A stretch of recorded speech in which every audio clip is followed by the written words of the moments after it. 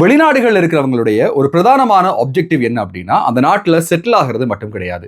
அந்த செட்டில்மெண்ட்டுக்கு பிறகு நாம எப்படியான ஒரு வாழ்க்கையை வாழ போறோம், அதற்கு பிறகு வீடு வாங்குறது, நல்ல வாகனங்கள் வாங்குறது, ஒரு பிசினஸ் ஆரம்பிக்கிறது அப்படின்ற நிறைய பிளான்ஸோட சேர்ந்தது தான் இந்த ஃபாரின் மைக்ரேஷன் அப்படின்ற ஒரு விஷயம். இந்த மைக்ரேட் பண்ற எல்லாருக்குமே இருக்கக்கூடிய ஒரு பெரிய பிரச்சனை இந்த கிரெடிட் ஹிஸ்டரி அப்படின்ற ஒரு பிரச்சனை. இந்த கிரெடிட் ஸ்கோரை எப்படி பில்ட் பண்றது, இந்த கிரெடிட் ஸ்கோர்ல நாம விடுற மிஸ்டேக்ஸ் என்ன, இந்த கிரெடிட் ஸ்கோர் அப்படின்றது எதை வச்சு தீர்மானிக்கப்படுது, இந்த கிரெடிட் ஸ்கோரை பூஸ்ட் பண்றதுக்கு என்னென்ன விஷயங்கள் எல்லாம் செய்யலாம் அப்படின்ற ஒரு பெரிய டவுட் எல்லார்ட்டையுமே இருக்கு. இந்த டவுட்டுக்கான ஒரு பதில் என்ன அப்படின்னா, கிரெடிட் ஹிஸ்டரி அப்படின்றது வெளிநாடுகளில் மட்டும் இல்லாம எல்லா நாட்டிலையுமே ரொம்ப முக்கியமானது. ஆனா பொதுவாகவே இந்த வளர்ச்சி அடைந்த நாடுகளில் கிரெடிட் ஹிஸ்டரியில ஏதாவது ஒரு பிழை ஏற்படும் போது அது மிகப்பெரிய அளவிலான ஒரு பொருளாதார தாக்கத்தில் நம்மளை கொண்டு போய் விட்டுரும். அப்படின்றதுனால இந்த கிரெடிட் ஹிஸ்டரியை எப்படியெல்லாம் பில்ட் பண்ணலாம், இதுல என்னென்ன மிஸ்டேக்ஸ் பொதுவாக விடப்படுகிறது அப்படின்ற விஷயங்களை இந்த வீடியோல பார்க்க போகிறோம். கண்டிப்பா இந்த வீடியோ நிறைய பேருக்கு யூஸ்ஃபுல்லா இருக்கும் அப்படின்றதோட, இதுவரையில கிரெடிட் ஹிஸ்டரி பற்றி எந்த விதமான விஷயமும் தெரியாதவங்களுக்கும், அதே நேரம்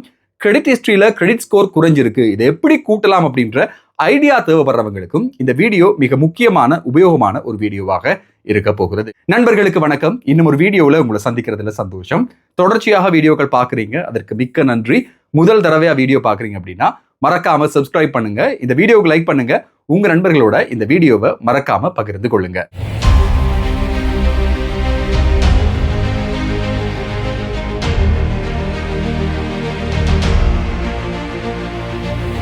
யூகே மட்டும் இல்லாம உலகத்துல எந்த நாட்டில் இருந்தாலும் இந்த கிரெடிட் ஸ்கோர் அப்படின்ற ஒரு விஷயம் பிரதானமான ஒரு விஷயமா இருக்கு.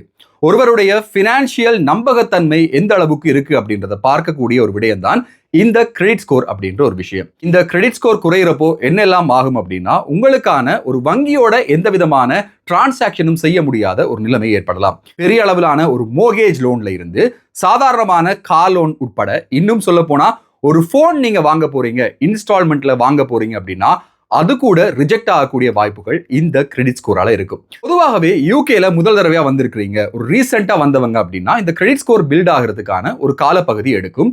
இந்த கிரெடிட் ஸ்கோர் பில்ட் ஆகிறதுக்கு முன்னால ரொம்பவே ஃபாஸ்டா இந்த கிரெடிட் ஸ்கோரை பில்ட் பண்றதுக்கு நிறைய டிப்ஸ் அண்ட் ட்ரிக்ஸ் இருக்கு அப்படின்றதான் இதுல முக்கியமான ஒரு விஷயம். இது மட்டும் இல்லாம இந்த கிரெடிட் ஸ்கோர் ஆல்ரெடி இருக்கிறவங்களுக்கும் இல்ல யூகேல கொஞ்சம் காலமா இருக்கிறவங்களுக்கும் இந்த கிரெடிட் ஸ்கோர் திடீர்னு குறையிறத நீங்க அவதானிச்சிருப்பீங்க. இதுக்கான காரணங்களும் நிறையவே இருக்கு.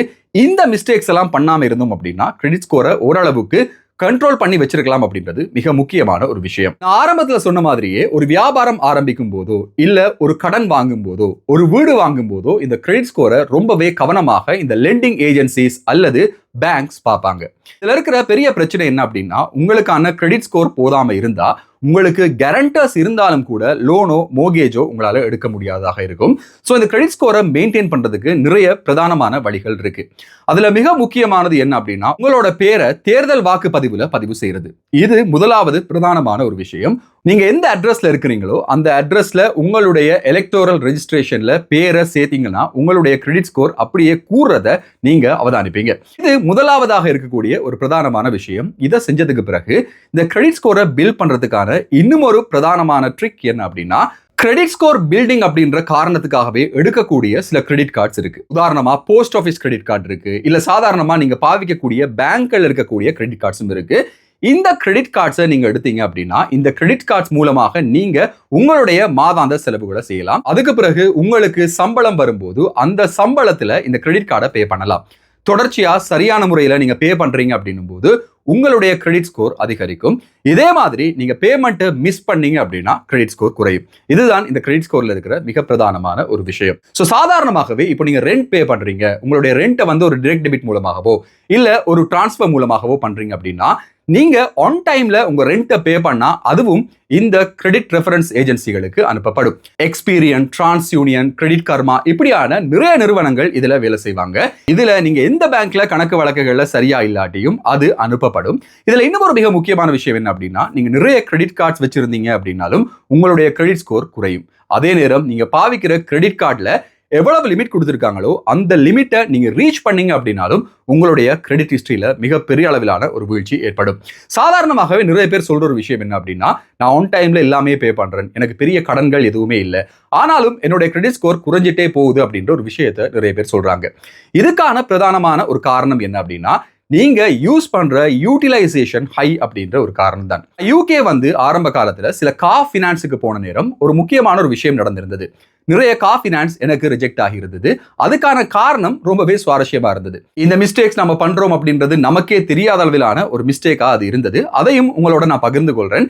சில நேரங்கள்ல நம்ம செய்யக்கூடிய தவறுகள்ல மிக முக்கியமான தவறு என்ன அப்படின்னா, நமக்கு வரக்கூடிய சேலரி ஒரு அக்கௌண்ட்டுக்கு வரும். அந்த அக்கௌண்ட்ல இருந்து முற்றுமுழுதான் நம்ம செலவு பண்ணுவோம் அப்படின்னா, இன்னொரு இடத்துல நம்ம எடுத்து வச்சுட்டு ஒரு பணத்தை வேறையா எடுத்து வச்சு சேமிப்புக்காக வச்சுட்டு நமக்கு வரக்கூடிய சம்பள அக்கௌண்ட்டை ஒவ்வொரு மாதமும் ஜீரோ ஆக்கிட்டே இருக்கோம் அப்படின்னாலும் நம்மளுடைய கிரெடிட் ஸ்கோர்ல மிகப்பெரிய ஒரு தாக்கத்தை அது ஏற்படுத்தும். இந்த ஒரு மிஸ்டேக்கை நிறைய பேர் செஞ்சுட்டு இருப்பீங்க. உங்களுக்கு சேலரி ஒரு அக்கௌண்ட்டுக்கு வரும். அந்த சேலரி வந்ததுக்கு பிறகு அதுல இருந்து ஒரு தொகையை நீங்க இன்னொரு அக்கௌண்ட்டுக்கு, உங்களுடைய பார்ட்னருடைய அக்கௌண்ட்டுக்கோ இல்ல உங்களுக்கு இருக்கக்கூடிய இன்னொரு அக்கௌண்ட்டுக்கோ ட்ரான்ஸ்ஃபர் பண்ணிட்டு அந்த சேலரி அக்கௌண்ட்டை நீங்க உங்களுடைய ஃபிக்ஸ்ட் எக்ஸ்பென்சஸ்க்கு வச்சிருப்பீங்க. அது மூலமா உங்களுடைய டைரக்ட் டெபிட், ரெண்ட் இது எல்லாமே பே பண்ணிட்டு இருப்பீங்க. ஆனா சாதாரணமா நீங்க அப்படி பே பண்ணும்போது ஒவ்வொரு மாத கடைசிலையும் அது ஜீரோ ஆகும். அடுத்த சம்பளம் வரும்போது தான் அது ஃபில் ஆகும். இப்படியான ஒரு பிராக்டிஸ் உங்களுக்கு இருக்குமா இருந்தா அதை உடனடியா நிறுத்த வேண்டிய அவசியம் இருக்கு. இது உங்களுடைய கிரெடிட் ஸ்கோரை வெகுவாக பாதிக்கும். நீங்க அதுக்கு பிறகு ஒரு மோர்கேஜுக்கு போகும்போதோ இல்ல வேறு ஒரு லோனுக்கு போகும்போதோ இந்த கிரெடிட் ஹிஸ்டரி மிக முக்கியமான ஒரு தாக்கத்தை அதுல செலுத்தும். இன்னும் ஒரு மிக பிரதானமான ஒரு மிஸ்டேக்ஸ் நிறைய மைக்ரன்ட்ஸ் விடுறது என்ன அப்படின்னா, நிறைய கிரெடிட் கார்ட்ஸை எடுத்து வச்சுக்கொள்றது. ஏராளமான கிரெடிட் கார்ட்ஸுக்கான ஆப்பர்ச்சுனிட்டிஸ் உங்களுக்கு வரும். இந்த எக்ஸ்பீரியன், இந்த டிரான்ஸ்யூனியன், கிரெடிட் கர்மா இப்படியான ஆப்ஸ்ல உங்களுக்கான கிரெடிட் கார்டு எலிஜிபிலிட்டி அப்படின்னு சொல்லி அது காட்டிக்கொண்டே இருக்கும். இப்படி காட்டும்போது நிறைய பேர் நமக்கு இந்த கிரெடிட் கார்டுலாம் வருது அப்படின்றதுக்காக கிரெடிட் கார்ட்ஸ் எடுத்துருவாங்க. சில பேர் கிரெடிட் கார்ட்ஸ் எடுத்திருப்பாங்க, அந்த கிரெடிட் கார்டை யூஸ் பண்ண மாட்டாங்க, அதை அப்படியே வச்சிருப்பாங்க. இப்படியான சந்தர்ப்பங்கள்ல என்ன ஆகும் அப்படின்னா, இந்த கிரெடிட் கார்ட்ஸ் உங்களுக்கு நிறைய இருக்கும்போது உங்களுடைய கடன் எல்லை அப்படின்ற ஒரு விஷயம் அதிகரிக்கும்.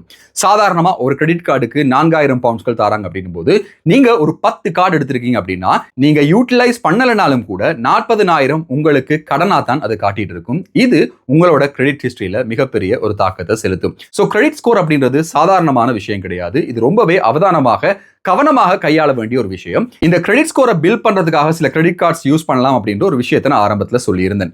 ஆனா அதுலயும் ஒரு பெரிய ரிஸ்க் இருக்கு. என்ன அப்படின்னா, சரியான முறையில நீங்க பே பண்ணணும். ஒரு பேமெண்ட் மிஸ் ஆனாலோ இல்ல ஒரு மினிமம் பேமெண்ட்டை நீங்க பே பண்ணல அப்படின்னா கூட அதுவும் உங்களோட கிரெடிட் ஸ்கோர்ல மிகப்பெரிய ஒரு தாக்கத்தை ஏற்படுத்தும். இது எல்லாமே சேர்ந்த ஒரு பண்டிலா நீங்க பினான்சியலி எந்த அளவுக்கு நம்பகத்தன்மையுடைய ஒருத்தர், உங்களுக்கு பினான்ஸை இந்த பேங்க்ஸ் தர முடியுமா, தந்தா நீங்க மறுபடியும் திருப்பி கொடுப்பீங்களா அப்படின்ற நிறைய விஷயங்களை உள்ளடக்கினது தான் இந்த கிரெடிட் ஸ்கோர் அப்படின்ற ஒரு விஷயம். சாதாரணமாகவே நம்மளோட கிரெடிட் ஸ்கோரை ஹைல வச்சிருக்கிறதுக்கான பிரதானமான ஒரு ஐடியா என்ன அப்படின்னு பார்த்தா, பே ஆன் டைம் அப்படின்ற ஒரு டெக்னிக். எல்லா விஷயத்தையுமே பே ஆன் டைம். சாதாரணமா உங்களுடைய டைரக்ட் டெபிட்டுக்கு ஒரு பணம் பற்றாக்குறை ஆகும்போது கூட அதை யார்ட்டையாவது கைமாத்தா வாங்கியாவது உரிய நாள்ல கொடுத்தா அது ரொம்பவே மிக முக்கியமான ஒரு விஷயமா இருக்கு. சாதாரணமாக ஒரு நாளோ அல்லது ஒரு மாதமோ அல்லது சில நாட்களோ இந்த டைரக்ட் டெபிட்ஸோ இல்ல பிக்ஸ் பேமெண்ட்டோ தப்பி போகும்போது அது ரிகவர் பண்றதுக்கு உங்களுக்கு மாத கணக்கில் ஆகலாம். ஒரு மிஸ் பேமெண்ட் அப்படின்றது இந்த கிரெடிட் ஹிஸ்டரியில மிக முக்கியமான ஒரு இடத்தை பெறுது. நீங்க மிஸ் பண்ற ஒவ்வொரு பேமெண்ட்லையும் விழுகிற ஸ்கோரை நீங்க மறுபடியும் எடுக்கிறதுக்கு கிட்டத்தட்ட 6 தொடக்கம் 8 மாதங்கள் வரையில சரியான ஆன் டைம் பேமெண்ட் செய்ய வேண்டியதாக இருக்கும். சரி, ஒரு லோன் இருக்கு, இந்த லோனுக்கான பேமெண்ட்டை பண்ண முடியாத ஒரு சூழ்நிலை, ஒரு வேலை போயிருச்சு, பேமெண்ட் பண்ண முடியல அப்படின்ற கட்டத்துல நீங்க உங்களுக்கு லெண்டிங் யாரு பண்ணிருக்காங்களோ, அது நீங்க போன் வாங்கின ஒரு கம்பெனியா இருக்கலாம், இல்ல உங்களோட ஹவுசிங் ஏஜென்சியா இருக்கலாம், இல்ல ஏதாவது ஒரு பேங்க் இருக்கலாம், கார் லீசிங் கம்பெனியா இருக்கலாம். இந்த கம்பெனிகளோட நீங்க பேசுனீங்க, அவங்கள்ட்ட பேசி ஒரு சரியான ரீபேமெண்ட் ஸ்ட்ரக்சரை நீங்க எடுத்துக்கிட்டீங்க அப்படின்னா அவங்க உங்களுடைய இந்த டிஃபால்ட்டை அந்த கிரெடிட் ஏஜென்சிக்கு அறிவிக்க மாட்டாங்க. இது மூலமா ஆட்டோமேட்டிக்காவே உங்களுடைய கிரெடிட் ஹிஸ்டரி விழுகிறதையும் நீங்க கட்டுப்படுத்தலாம். சோ இந்த வீடியோ எதுக்காக அப்படின்னு பாத்தீங்கன்னா, நிறைய மைக்ரன்ட்ஸ் விடுற ஒரு தவறு இந்த கிரெடிட் ஸ்கோருக்கான தவறு. செட்டில்மெண்ட் அப்படின்ற ஒரு விஷயம் மட்டும் போதும், இல்ல செட்டில் ஆயிட்டோம் அப்படின்னா சாதாரணமாகவே வாழ்க்கையை கொண்டு போயிடலாம் அப்படின்ற ஒரு எண்ணத்தோட இருக்கிறவங்களுக்கு இது மிகப்பெரிய பிரச்சனையாக இருக்காது. நீங்க ஒரு பிசினஸ் ஆரம்பிக்கணும், பிசினஸ் லோன்ஸ் வாங்கணும், யூகேல ஒரு வீடு வாங்கணும், இல்ல உங்களுக்கு ஃபினான்ஷியல் கமிட்மெண்ட்ஸ் நிறைய இருக்கு, நீங்க இங்க செட்டில் ஆகணும் அப்படின்ற ஃபினான்ஷியல் செட்டில்மெண்ட்டை எதிர்பார்த்திருக்கிறவங்களுக்கு கிரெடிட் ஸ்கோர், கிரெடிட் ஹிஸ்டரி அப்படின்றது ரொம்பவே முக்கியமான ஒரு விஷயம். இந்த வீடியோவை முழுசா பார்த்திருப்பீங்க அப்படின்னு நம்புறேன். தொடர்ச்சியா பார்த்திருந்தீங்கன்னா மறக்காம சப்ஸ்கிரைப் பண்ணுங்க. இந்த வீடியோ யாருக்கெல்லாம் உபயோகமாக இருக்கும் அப்படின்னு கருதுறீங்களோ அவங்களோட இந்த வீடியோவை மறக்காம பகிர்ந்து கொள்ளுங்க. இன்னும் ஒரு வீடியோல இன்னும் சுவாரஸ்யமான புதிய தகவல்கள், செய்திகளோட உங்களை சந்திக்கும் வரை நன்றி, வணக்கம்.